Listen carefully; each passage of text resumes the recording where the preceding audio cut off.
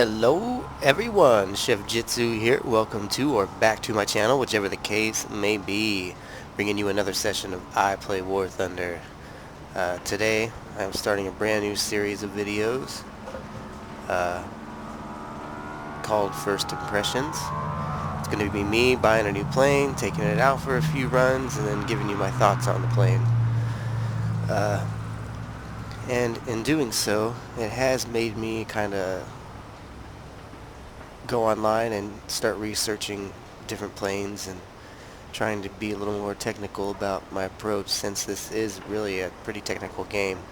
That's not to say all flight models are accurate and all the physics are in play, but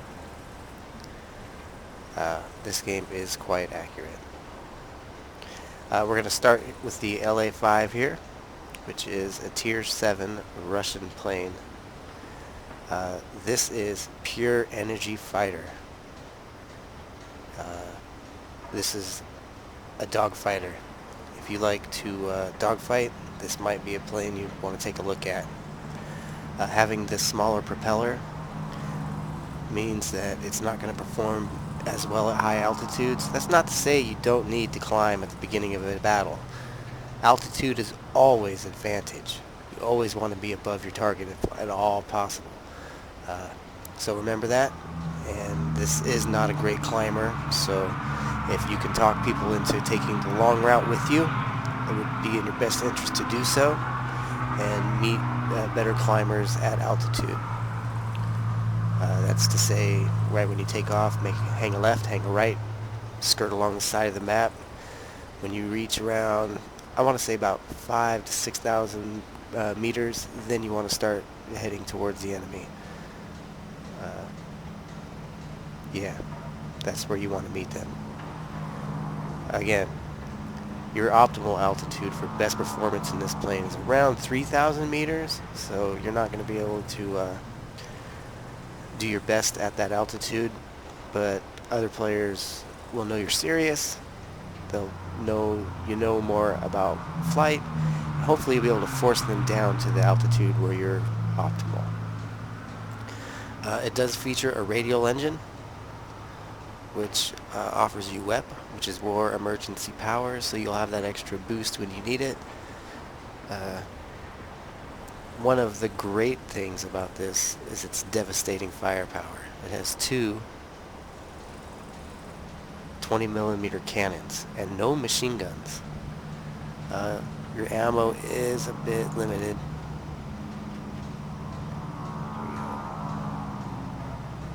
20mm. So trigger discipline is a must.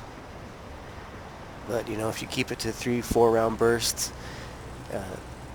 you put that on any target, pretty much takes it down. Obviously, twin engine fighters and bombers are a different story. It does definitely take a little more to take them down, but this plane is definitely capable of doing so, especially if you're a great shot and aim for those critical areas. This plane is definitely not meant to boom and zoom. You can do so, but you want to make sure it's a short boom. Or if you're way above your target, you deploy your flaps, cut your engine, and slalom or spiral down. This plane starts to shake violently and starts falling apart at around 650 kilometers per hour. So again, most boom and zoomers go well above or well into the 700 kilometers per hour area. So you definitely don't want to be behind or in front of a boom and zoomer, because they will catch you eventually. Again, you're not really going to be able to chase one at high altitudes. If someone dives away from you, don't waste your time. Just break off and find a new target, or be patient.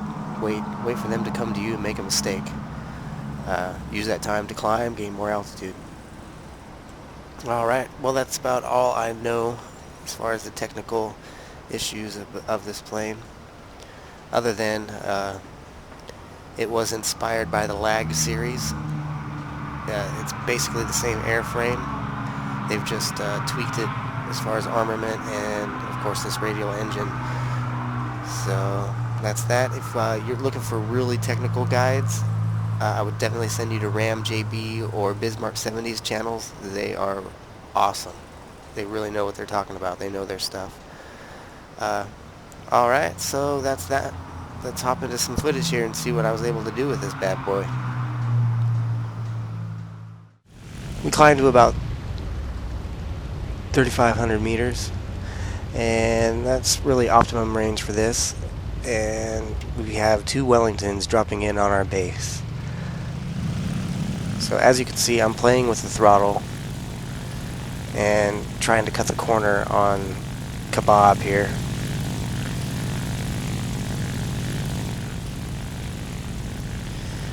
The other Wellington was dispatched.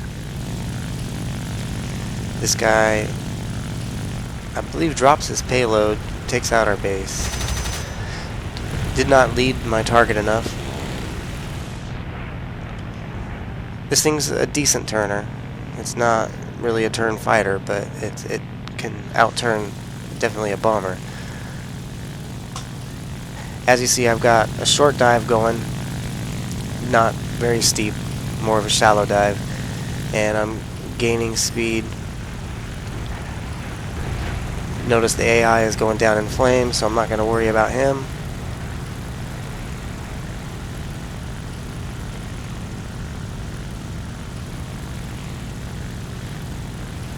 Again, see he's turning, so I try to cut the corner a little bit.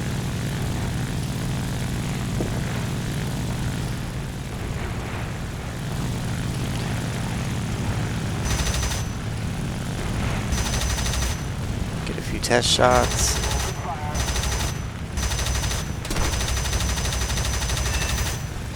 Get my critical, and I'm out. Dive down to get a little speed. And then I'm going to go back up and use that energy that I've gained to regain my altitude. I am not worried about the kill.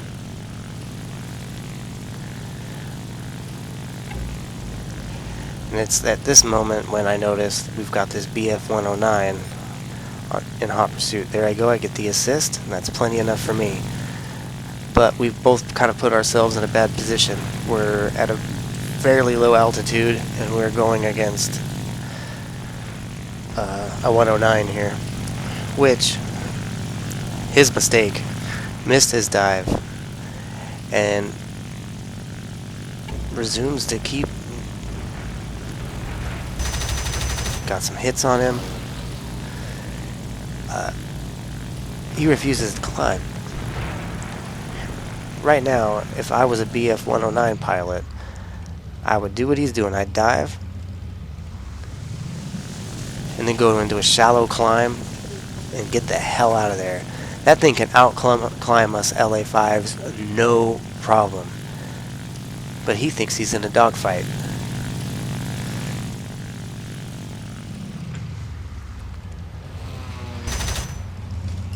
You can see he used a high yo-yo, almost an Immelman, but not quite.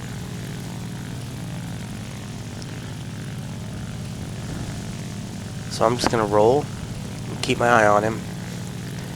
And at this point, he is pretty tunnel visioned on my ally there.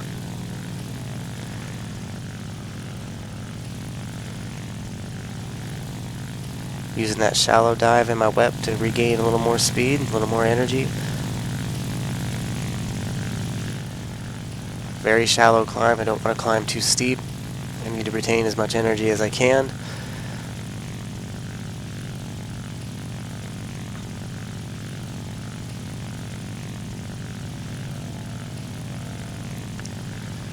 See him going for his dive. So I again cut the corner. Okay.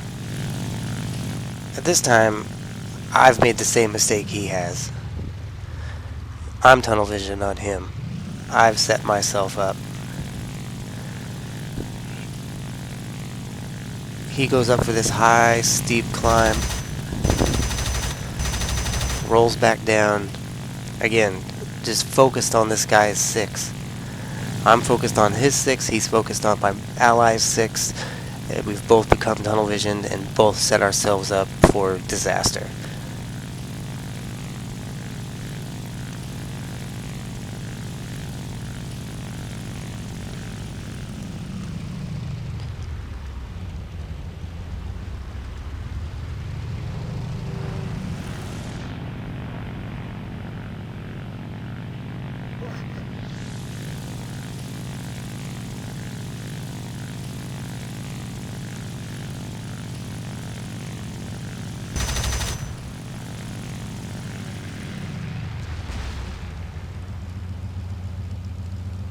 Now, if this was a BF-109E, I wouldn't try what I'm trying now.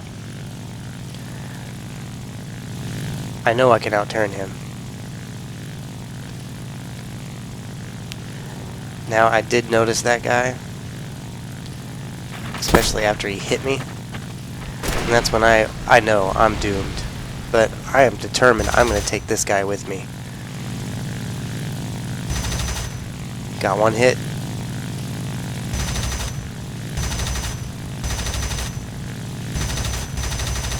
And one more. Sniped pilot. That's all I needed. Now, I see the other guys coming in. I believe there was 2 more. So, I do my best to dive, and I get hit. That's it. Okay, for this second clip, this shows the maneuverability of this plane, and if you know how to energy fight, it shows you how well you can retain your energy because the plane is so heavy. Now I've got this area Cobra ahead of me, and let me tell you, I unload on him and I just can't get a shot. He is all over the place. I am all over the place. I'm a little trigger happy. He tries to cut his brakes on me, so I barrel roll, cut my throttle, and throttle back up, maintaining his 6 and maintaining equal, if not more, energy than he is. I'm going to say more because, again, I had to cut my throttle. And he's just weaving in and out of these trees. I don't want to dip my nose down to get the shot on him. And watching the replays here, I can tell I'm just not leading my shots enough.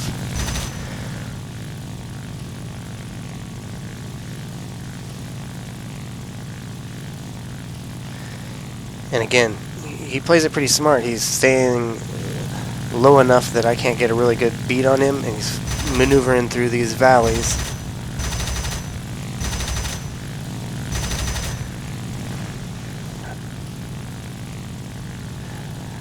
I know that this airstrip has no AA, so I don't mind chasing him to his airstrip. These landing craft, on the other hand, or cargo ships, are another story. This is where he starts getting really hairy.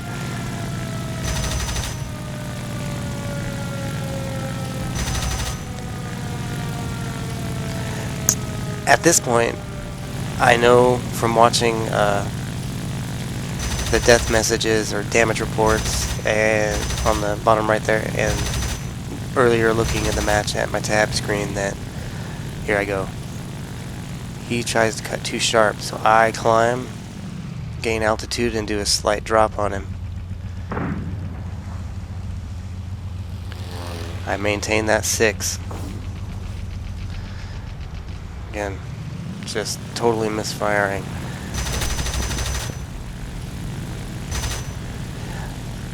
I got allies coming in, the one guy is in, and I am out of ammo. Now, I could just bug out, but I know he's the last one. He doesn't know I'm out of ammo. So I keep on his 6. I want him to keep watching me.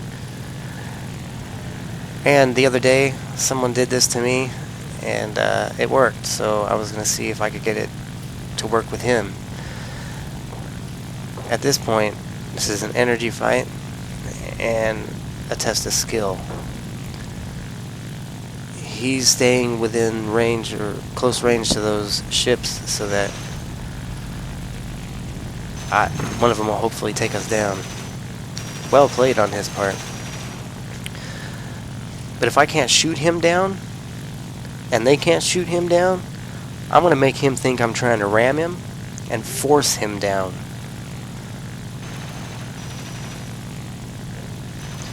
There, they get a good hit on him, set him on fire. Again, I don't intend to ram him, but I want him to think that I am.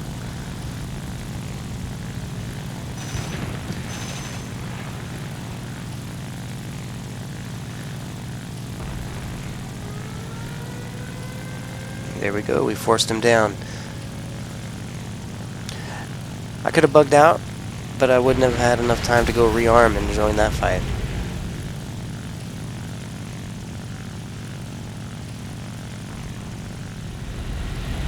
Down.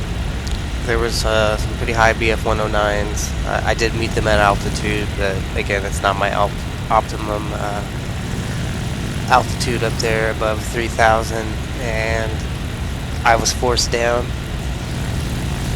But upon coming down out of the clouds, I see all these BF-109s flying low. A few of them are below 1,000 meters, so these are targets of opportunity as far as I'm concerned. This G50 is flying pretty low and slow, so I kind of overshoot, don't even bother firing off on him.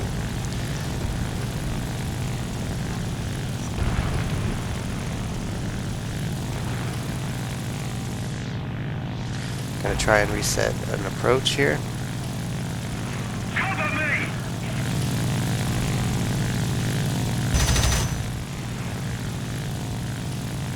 Let them know that I mean business.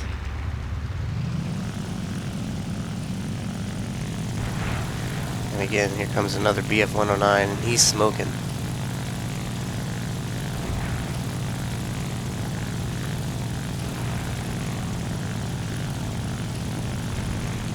Always checking my 6, making sure there's nothing diving down on me.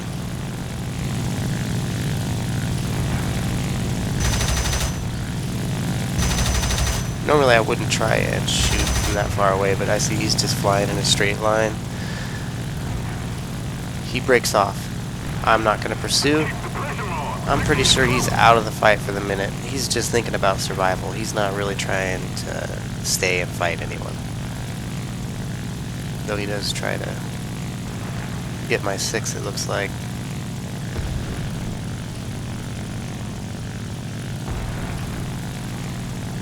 So I pull the high yo-yo. Back on his 6.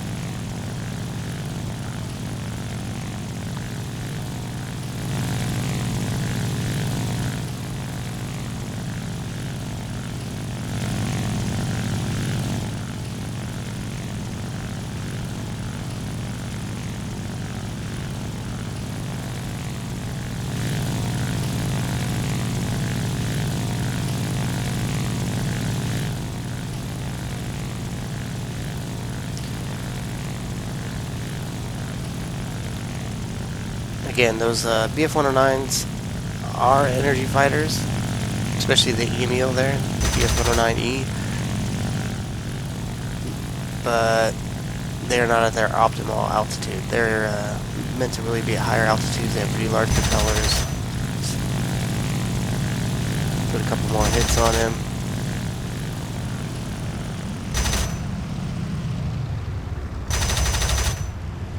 Cut the throttle, another hit.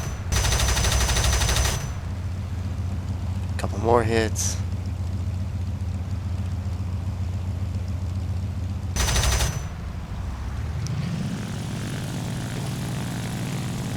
He's struggling, so I switch targets.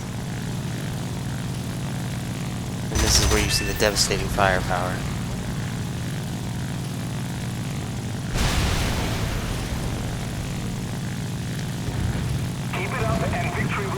Gain some altitude on this guy so I can drop down on him again.